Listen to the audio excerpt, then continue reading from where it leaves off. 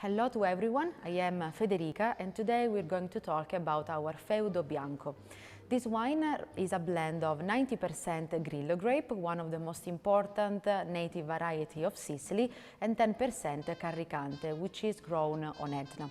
This wine is a 2019 with a 13% of alcohol and the aging was in a stainless steel tank for about 7-8 months. All the period is in contact with on the lees to reduce the amount of oxidation of the wine and preserve its very intense fruity flavors. At the moment, the wine is very young. It shows on the nose especially tropical fruits as the pineapple, the banana, pear, white peach, and a little bit of apple. And the taste,